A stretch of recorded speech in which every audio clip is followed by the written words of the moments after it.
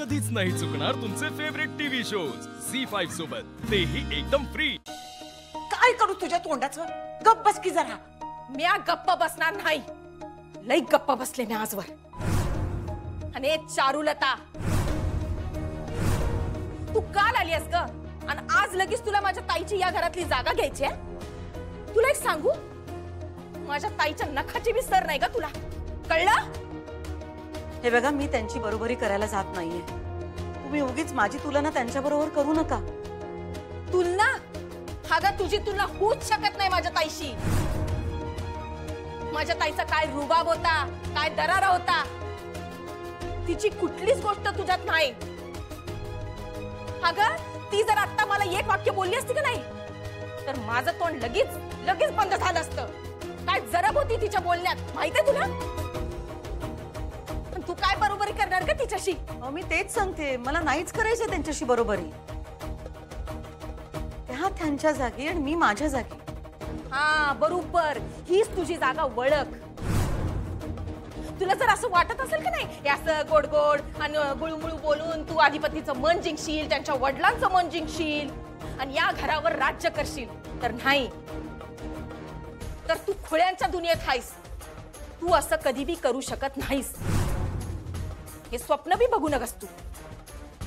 मला या घरावर राज्य करायचं नाही, मला हे घर आपलंसं करायचंय, कारण हे घर माझं आहे। हा, हे घर तुझंच आहे, पर जवळ माझी ताई या घरात येत नाही का नाही, तवरच।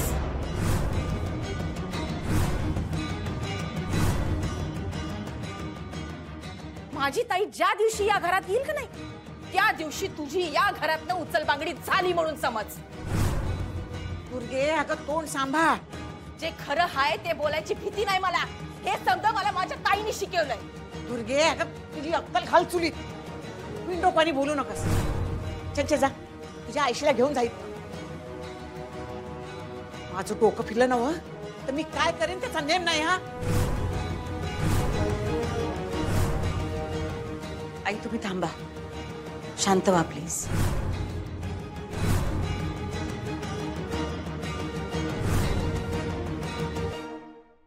हा, तू तिला गप्प करशील ग, पण मला नाही गप्प करू शकणार, म्या बोलणारच। तू किती बी आमची या घरातली किंमत कमी करायला बघ, पण आमचा जो अधिकार आहे का नाही या घरावर, तो हायच,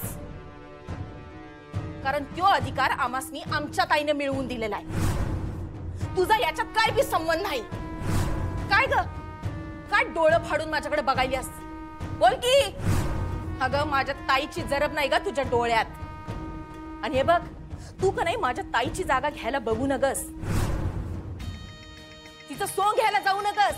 हा, एकदा सोंग घेऊन आपटल्यास थोबाडावर, आता घेऊ नगस, कळलं? दुर्गे, अगं काय चाललंय तुझं? अगं तू काय करतेस? त्यांना मोठ्या आहेत नव तुझ्यापेक्षा। वयाचा मान हा मिळवायला लागतोय, उगच वयानं मोठं आहे म्हणून मी कुणाला बी मान देत नसते। हा, मी मान देते फक्त आपल्या घरात एकाच माणसाला, ते बी माझ्या ताईला। हिचा काय संबंध आहे? ही काल आलेली उपरी बाई आहे माझ्यासाठी। मला ना तुझं थोबाडच फोडावंसं वाटतंय, पण या वयात तुझ्यावर हात उचलाया मन धजावत नाही। एवढा ताई ताई करतीयास, पण भूमी जर का इथे असती तर तुझा एक शब्द तरी ऐकून घेतला असता का ग? तोंड बंद ठेवायचं। चल चल निघ इथं।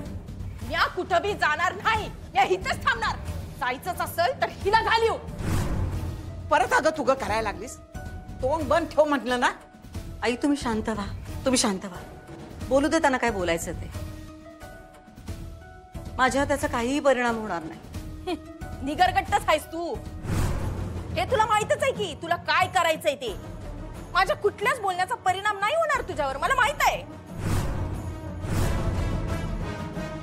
तरी बी मी बोलणार। त्यासाठी नाही म्हणत आम्ही, तुमच्याकडून हेच अपेक्षित आहे। तुम्ही ह्यापेक्षा वेगळं काही बोलूच शकत नाही, माहित आहे मला। काय वेगळं बोलायचंय सांग की, सांगा की काय वेगळं बोलायचंय? म्या कोणत्या भाषेत तुम्हाला सांगू म्हणजे तुमच्या डोसक्यात शिरल? नाही, भाषा योग्य आहे तुमची, याच भाषेत तुम्ही बोलू शकता। तुम्ही ठरवलं तरी सुद्धा वेगळ्या भाषेत तुम्ही माझ्याशी नाही बोलू शकत, कारण तुमच्या बुद्धीला साजेशी अशी भाषा आहे. बघितलं संशय, ही माझी अक्कल काढायला. नाही, आणि नुसता बुद्धिमत्तेचा प्रश्न नाहीये, तुम्हाला साधे मॅनर्स पण नाही. आणि खरं सांगू का, मी तुम्हाला अजिबात दोष देत नाही, कारण यात तुमची चूक नाहीये. लहानपणापासून तुमच्यावर जे संस्कार झाले असतील किंवा तुम्ही करून घेतले असतील त्याचा हा परिणाम आहे. शिवाय नाही म्हटलं तरी शिक्षण नाहीये तुमचं, त्यामुळे तुम्ही कितीही आवडलात तरी अशा प्रसंगात तुमचं खरं रूप बाहेर येणारच. त्यामुळे मला अजिबात राग नाहीये तुमच्याबद्दल, मी समजू शकते. आणि आई, जाऊ द्या, तुम्ही तिला काही सांगू नका. मी ना त्यांना माफ केलंय. तू कोण ग मला माफ करणारी? तुला ना मला शिक्षा द्यायचा अधिकार आहे ना माफ करायचा, कळलं? तो अधिकार फक्त माझ्या ताईचा आहे.